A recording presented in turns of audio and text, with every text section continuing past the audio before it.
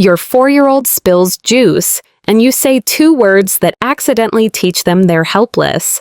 It happens in kitchens everywhere. Your child struggles with the juice cup. It tips. Orange liquid spreads across the counter. And your automatic response, meant to be helpful, sends a message you never intended. I don't believe you can handle life. You're not alone. Every loving parent does this. But here's what most don't realize. Your child's brain is recording not just your words, but the hidden meaning behind them.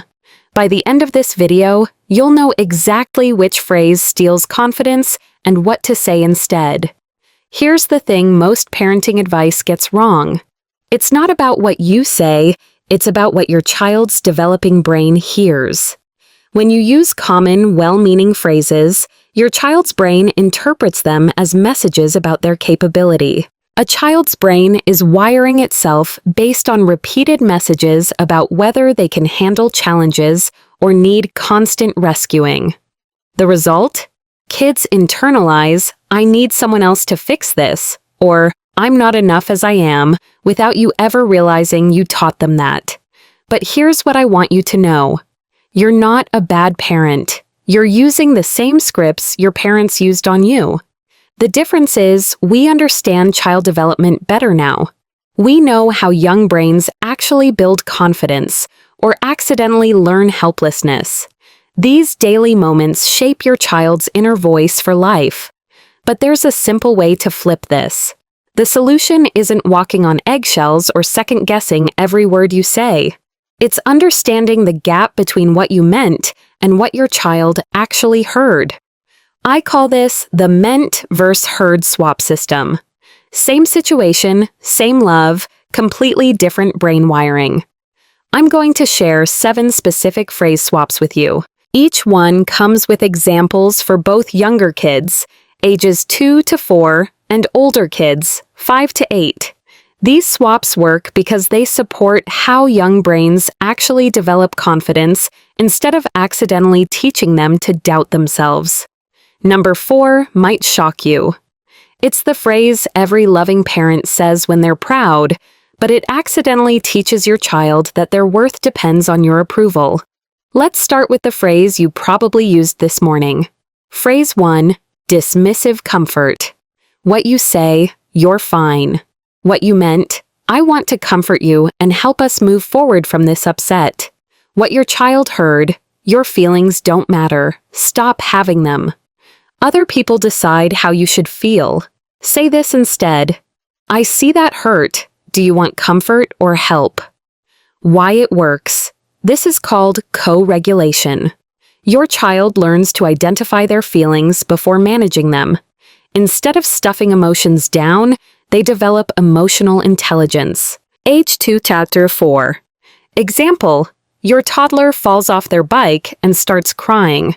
Instead of, "You're fine, it's just a little bump," try, "I see that really hurt. Do you want a hug or should we look at your knee together?" They learn their feelings are valid and they have choices for how to handle them. Age 5 to Chapter 8. Example, your child comes home upset because a friend excluded them at recess. Instead of, "You're fine, you'll make other friends," try, "I see that hurt your feelings. Do you want to talk about it, or should we think of what to do next?" They learn to process disappointment instead of minimizing it. Expected outcome. After a few weeks, your child starts saying things like, "I'm frustrated," instead of just melting down. They'll ask for specific types of support. 1 down, 6 to go. That teaches emotional intelligence, but this next phrase accidentally teaches the opposite of capability. Phrase 2, helpful takeover. What you say, "Let me do it." What you meant, "I'll save us both time and frustration by handling this myself." What your child heard, "I don't believe you can handle this. You're not capable. When things get hard, someone else should take over." Say this instead, "Start it, and I'll be your helper." Why it works. This builds what neuroscientists call serve and return brain wiring. Your child leads, you support. They learn persistence while knowing backup exists. Age 2 to 4. Example, your preschooler is struggling to put on shoes, getting frustrated. Instead of, let me just do it, try, start with this one and I'll help with the tricky part. They develop the confidence that they can begin hard things. Age 5 to 8. Example, your child is stuck on homework and getting upset. Instead of, let me show you, try read the first part out loud and I'll be your thinking partner. They learn to break down challenges instead of giving up immediately. Expected outcome, your child develops persistence and learns to ask for help appropriately.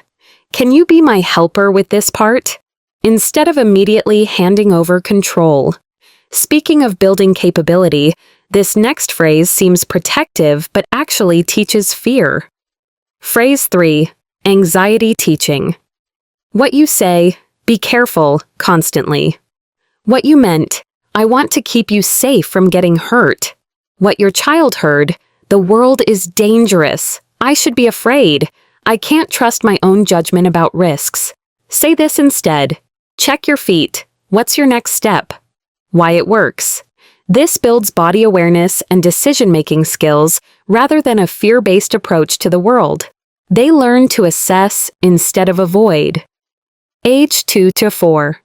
Example, your toddler is climbing playground equipment that seems high. Instead of, be careful, you'll fall, try, check your hands. Do they feel strong on that bar? They develop body awareness and confidence in their physical abilities. Age 5 to.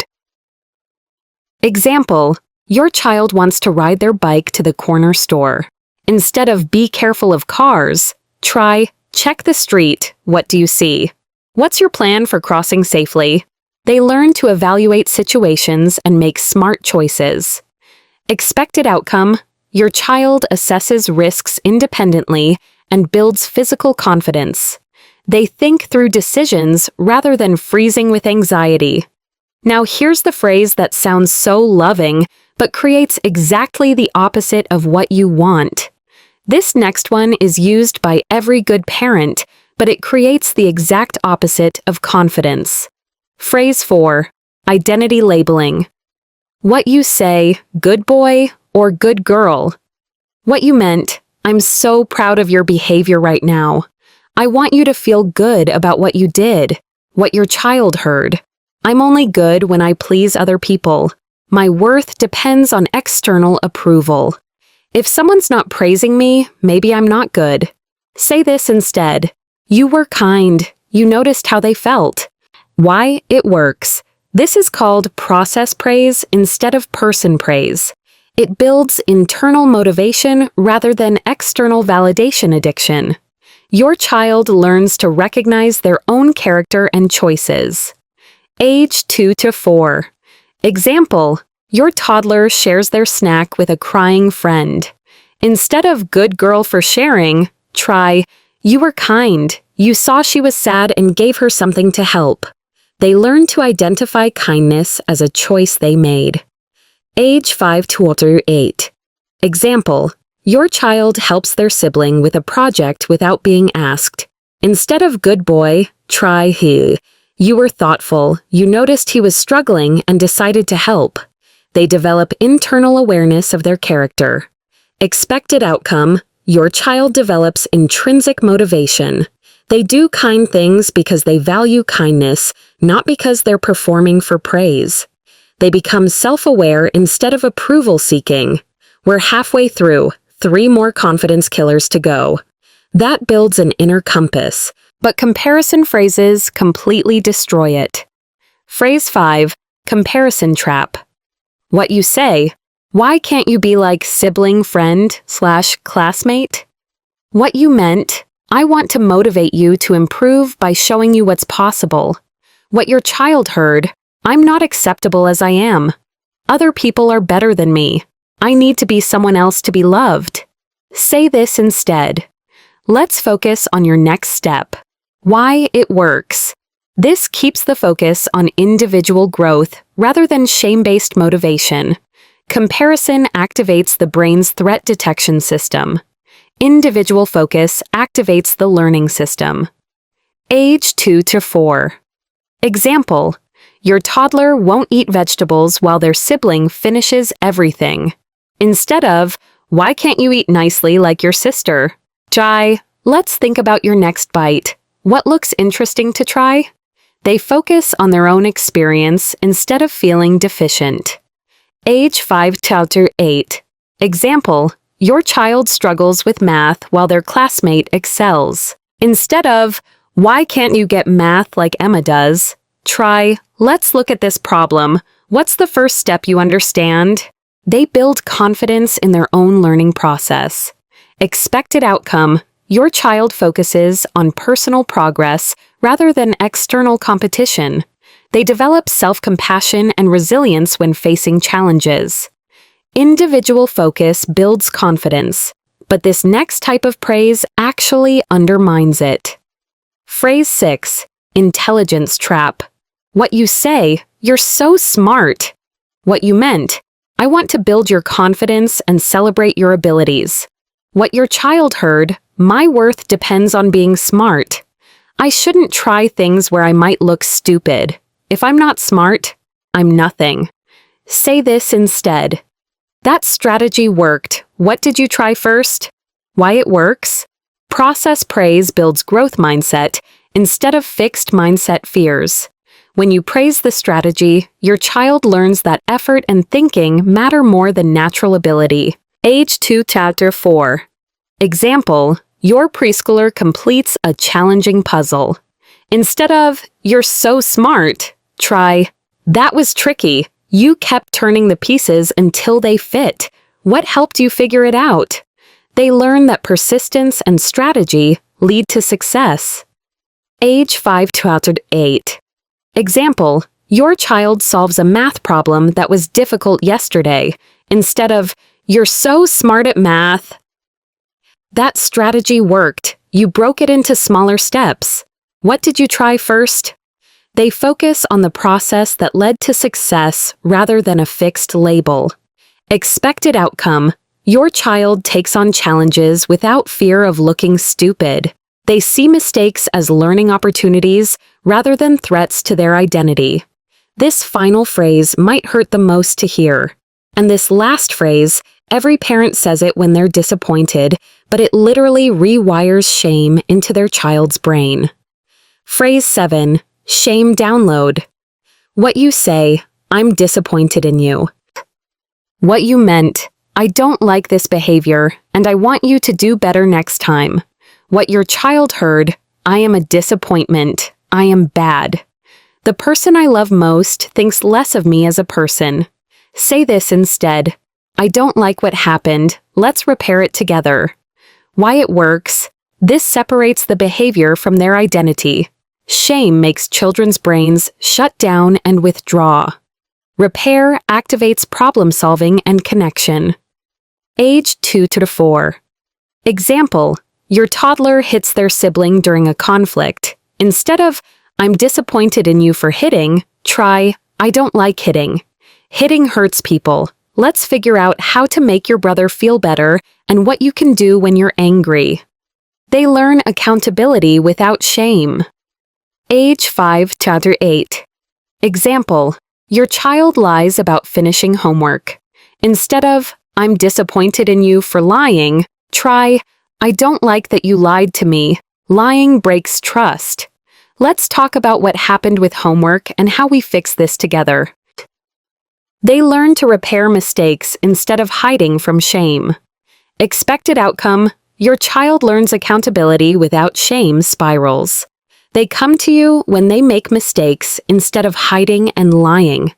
These 7 swaps completely change your child's inner voice, and here's what that transformation looks like. Picture this change happening in layers. Short term, within 1 week, your child starts saying, I need help with this part, instead of I can't do it. They begin using feeling words instead of just melting down. Medium term, after a month, they try new things without fear of mistakes. They recover from disappointments faster. They ask for what they need instead of expecting you to read their mind. Long term, 6 months from now, they bounce back from setbacks with resilience. They advocate for themselves. They take on challenges that seemed impossible before. But here's the real transformation. Your child becomes someone who believes in their own capability. Picture this. It's a rushed Tuesday morning. Your child's jacket zipper breaks. Instead of a meltdown or immediately giving up, they say, "This is frustrating. Can you be my helper?" You work together for 30 seconds, problem solved, everyone feels capable. That's the power of these small shifts. Your child starts advocating for themselves at school. They try sports without fear of looking silly. They recover from friendship drama without catastrophizing. They develop an inner voice that says, "I can figure this out," instead of, "I need someone to rescue me." This is what confident kids look like. Not perfect, not fearless, but capable of handling their own lives with support when they need it. I know what you're thinking right now. If I say this, my kid will get spoiled. They'll stop listening to me. Here's what I want you to know.